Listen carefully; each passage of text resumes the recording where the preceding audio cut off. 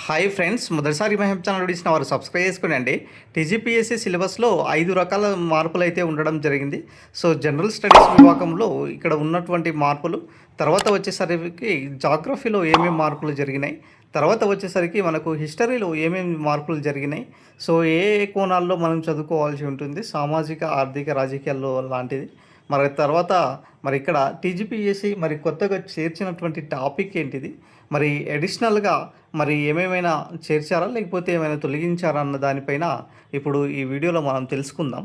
So ఒకసారి చూసుకున్నట్లయితే first of all మనకు టీజీపీఎస్సీ ఈ యొక్క సిలబస్ సంబంధించినటువంటి మార్పు విధానంపై బాలకృష్ణారెడ్డి గారి ఆధ్వర్యంలో ఒక కమిటీ వేయడం జరిగిందనమాట. సో గ్రూప్స్ సంబంధించినటువంటి ఎస్పెషల్లీ సో ఎవరైతే ప్రిపేర్ అవుతున్నటువంటి అభ్యర్థులకు ఉన్నారో సో ఇప్పుడు ఈ సిలబస్ ప్రకారం మీరు చదువుకోవాల్సి ఉంటుందన్నమాట. ఇక్కడ ప్రధానంగా చూసుకున్నట్లయితే జనరల్ స్టడీస్ విభాగంలో అండి, సో విపత్తు నిర్వహణ డిజాస్టర్ మేనేజ్మెంట్కి సంబంధించినటువంటి అంశాలను ఇక్కడ ప్రాధాన్యత ఇచ్చారు.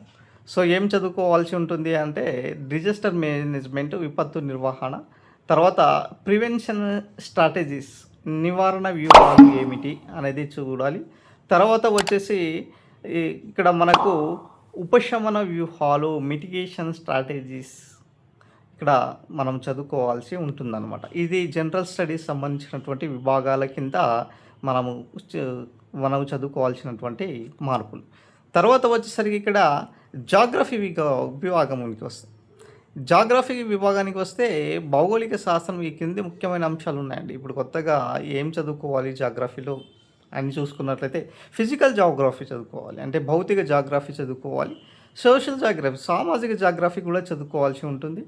ఎకానమీ జాగ్రఫీ, ఆర్థిక జాగ్రఫీ కూడా చదువుకోవాలి. తర్వాత తెలంగాణ డెమోగ్రఫీ కూడా ఇక్కడ యాడ్ చేయడం జరిగింది. ఒకసారి గమనించాలి అభ్యర్థులు, తెలంగాణ జనాభా శాస్త్రం కూడా చదువుకోవాల్సి ఉంటుంది. సో తర్వాత వచ్చేసరికి ఇక్కడ మనకు హిస్టరీ విభాగంలో హిస్టరీ విభాగంలో ఏమేం మార్పులు తీసుకొచ్చారు అన్నదానిపైన చూసుకున్నట్లయితే చరిత్ర విభాగాన్ని 4 ముఖ్యమైన కోణాల్లో చదువుకోవాల్సి ఉంటుందనేసి ఇక్కడ చెప్పడం జరిగింది. ఒకటి సామాజిక చరిత్ర, సోషల్ హిస్టరీ విభాగంలో చదువుకోవాల్సి ఉంటుంది.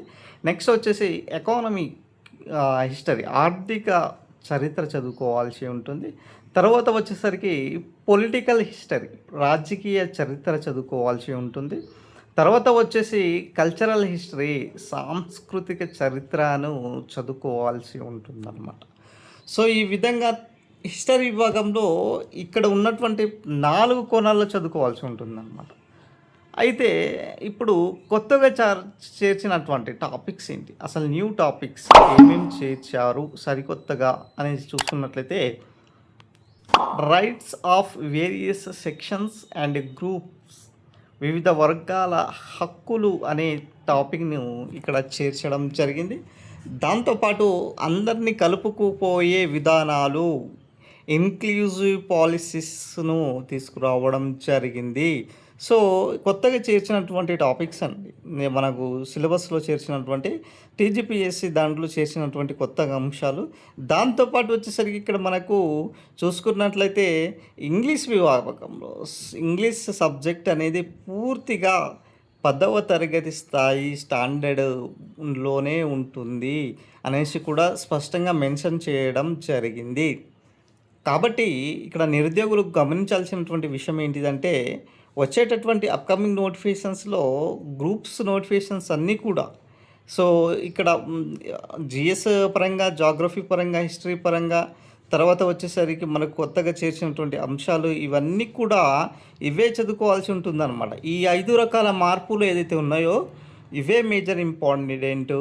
సో దీనిపైన ఎక్కువగా మీరు మేజర్ ఫోకస్ కూడా పెట్టాల్సి ఉంటుందన్నమాట. సో మనకు గతంలో కూడా చెప్పున్నాం.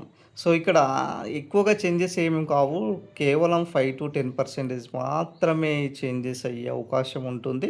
మిగతా సంబంధించినటువంటి ఏదైతే సిలబస్ అనే అంశం ఏదైతే కనిపిస్తుందో సో యాజ్ ఇట్ ఈస్గా ఉండే అవకాశం ఉంటుంది. నిరుద్యోగులు ఇక్కడ మీరు ఆందోళన చెందాల్సిన అవసరం లేదు.